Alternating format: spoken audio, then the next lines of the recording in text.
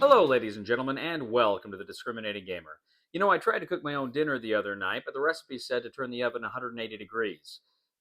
But then the door was against the wall and I couldn't open it. Anyway, ladies and gentlemen, today we're going to go ahead and take a look at Clank, Catacombs, Lairs, and Lost Chambers from Direwolf.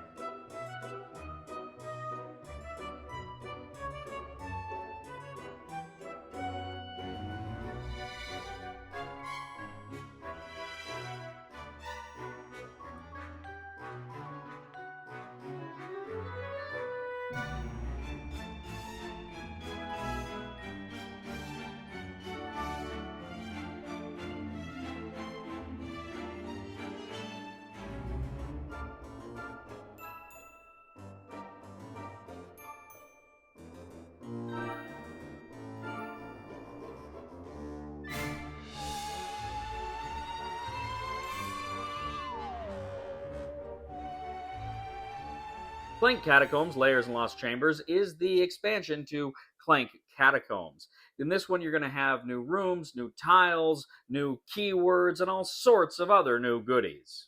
Now, this expansion brings 12 new tiles to the game, 2 new safety tiles, and 10 new depth tiles. You're also going to get 50 new dungeon cards as well.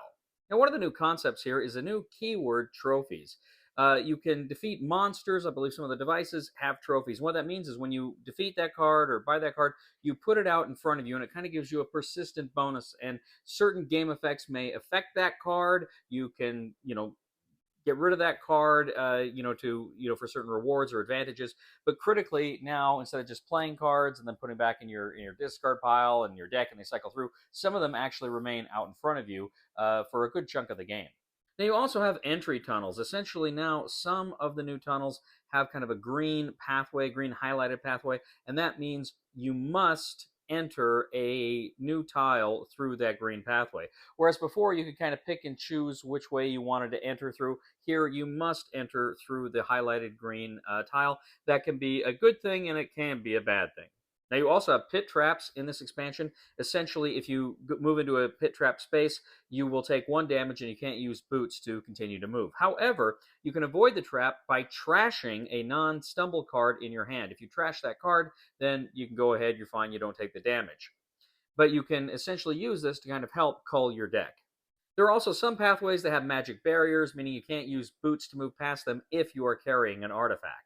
Now, this game also brings Lost Chambers. These are unique tiles that have special powers and special abilities when you go into them.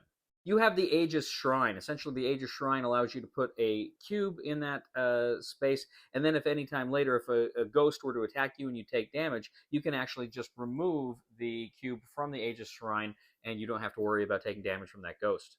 You have the Altar of the Haunted. Essentially, what this allows you to do is you can place a cube there. Now, if you do that, you can trash a trophy card. Now, if you trash a trophy card, you gain some gold, but you also critically can take an artifact from anywhere on the board. Now, you're still limited to what you can carry, but potentially can be a way for you to get your artifact much quicker.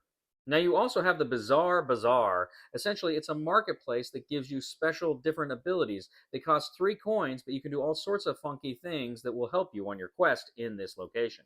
Now, you can also find the Temple of Gold. Now, the Temple of Gold, you can spend gold to heal damage, to get lockpicks, to find secrets, and even to, if you spend enough, you can also take an artifact from anywhere in the dungeon. You also have Umbroke Vessa's Hoard. Essentially, if you go in there, you can take, I believe, 5 gold. You do have to take some Clank, but then you can teleport off the board. Now you have lairs. You actually have the lair of living statues. There are 3 living statues there. When you go in there, you can fight a living statue. They take, I believe, 3 swords to defeat. If you fight them, essentially you gain a trophy card that you can then use, and immediately you must teleport off of that tile to another tile. You can find Medusa. Now, if you go to Medusa's lair, you're going to turn to stone, take 2 damage. Or if you fight her and she takes 2 damage to destroy, if you fight her, then you gain her as a trophy, and her trophy allows you to ignore the tunnel monsters that can so often be pesky little critters throughout the game. Now, there's also the Lair of the Sphinx. Now, in order to defeat the Sphinx, you can either fight him with 4 swords, or you can pay 7 skills in order to solve his riddle. If you do that, you gain the trophy, but you also get 7 gold.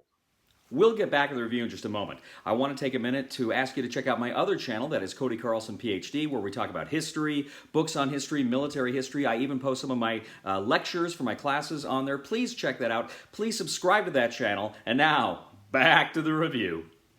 So that is essentially the new things that are coming here. There's a few other little bells and whistles, but generally those are the major features of this new expansion. Now, I just recently played the base game Clank Catacombs for the first time, and I was excited to play it again with this expansion. It is fantastic. I'll tell you right off the bat, it's so much fun. I love the new rooms that you can go to, that you can visit, and fight the monsters. But then some of the abilities in the rooms are really fun. I like the idea that you can take artifacts from anywhere on the dungeon, given the right circumstances. That's really cool. I like the monsters that you fight, the living statues. The Medusa is cool. If you get the Medusa, like I say, you don't have to worry about spinning swords to get through the little monsters you encounter here or there. You can just ignore them and you don't take damage, which is a really powerful asset to have there. I really like, too, the pit traps, because with the pit traps, they're kind of an opportunity. They're an opportunity to cull your deck. There's not a lot of opportunities to cull your deck in this game, and so this is it's a great feature that allows you to get rid of some of those burgle cards that you start out with early. The trophies themselves are fun because there's a lot of different things that they can do for you, different ways that they can kind of enhance your abilities and give you new and special abilities, make you, again, like I say, make you ignore certain hazards, or give you ways to draw in more cards. So I really, really do enjoy that quite a bit, the trophies and how they function there. That, again, that just adds persistent bonuses that you get throughout the game, so you don't have to worry just about going through your deck.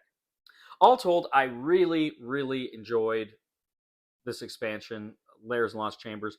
It just takes Clank Catacombs, which is already a fantastic game, and it just makes it that much better.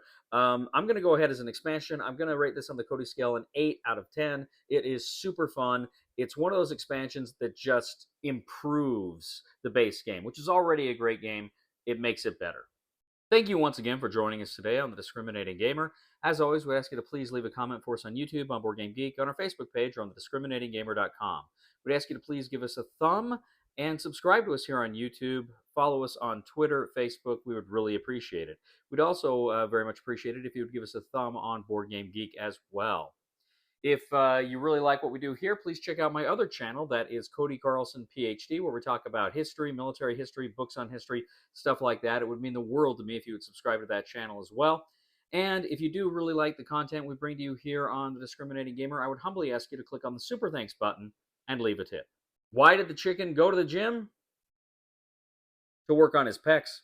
Please somebody help me on my feet again, and I don't know where I'm going, and I don't know where I've been.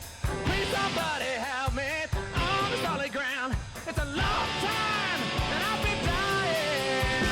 Once a year I wind up in the band.